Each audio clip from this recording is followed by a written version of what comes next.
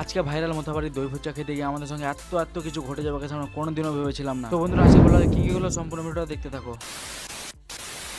তো হয়ে গেছে, আসসালামু আলাইকুম। আশা করি সকালে ভালো আছেন, আমি অনেকটা ভালো আছি। বন্ধুরা দুপুরবেলা গোসল করে খাওয়া দাওয়া করে বেরিয়ে পড়লাম বলডালিয়া মাঠের দিকে এসে দেখতে পাই অলরেডি কিন্তু খেলা স্টার্ট হয়ে গেছে। আর এদিকে কিন্তু দেরি না করে আমাদের দুটো ব্যাটম্যান কিন্তু মাঠে নেমে পড়েছে অলরেডি। তো গাইস খেলাধুলা শেষ করে সন্ধ্যা দিকে চলে আসলাম। জালালপুরে একটু কাজ হয়েছিল সেজন্য আর কি। আর জালালপুরে এসে দেখতে পাই মুস্তাফিজুরের কি কাণ্ড আর তাওসিফের কি কাণ্ড, ওরা কি করেছিল একমাত্র ওরাই জানে। তারপর আমার হাতে একটা হঠাৎ জিনিস চলে আসে যেটা নাম গাইতে আমি জানি না। তো বন্ধুরা এটা কিন্তু আমার ফার্স্ট টাইম হয়েছে, আর তোমরা এটার নাম কে জানো একটু কমেন্ট করে দিও। তো বন্ধুরা জালালপুরে আমাদের যা কাজ ছিল সে কাজ কমপ্লিট করে দিলাম। আমাদের কাজ কমপ্লিট হয়ে আমরা গাড়িতে বসে বেরিয়ে পড়লাম বাড়ি যাওয়ার জন্য। বাড়ি এসে কিন্তু কিছুক্ষণ ওয়েট করার পর ফাইনালি আবার বেরিয়ে পড়লাম আমরা মোথাবাড়ি যাওয়ার জন্য। কিছুক্ষণের মধ্যে কিন্তু আমরা ফাইনালি মোথাবাড়ি পৌঁছেও যাই। মোথাবাড়ি পৌঁছে গেলে আমরা কিছুক্ষণ এদিক টাইম কাটানোর পর ফাইনালি চলে আসি আমরা ফুচকার দোকানে। কারণ হলো অনেকদিন থেকে ভাবছিলাম যে এখান থেকে দই ফুচকা খাবো, বাট খাওয়া হচ্ছিল না। তো ফাইনালি কিন্তু আজকে আবার চলে আসলাম দই ফুচকা এখানকার খেতে। তো বন্ধুরা এখানকার দই ফুচকা খেতে এত সুন্দর গাছ কি বলবো, দেখে মন ভরে যাচ্ছে।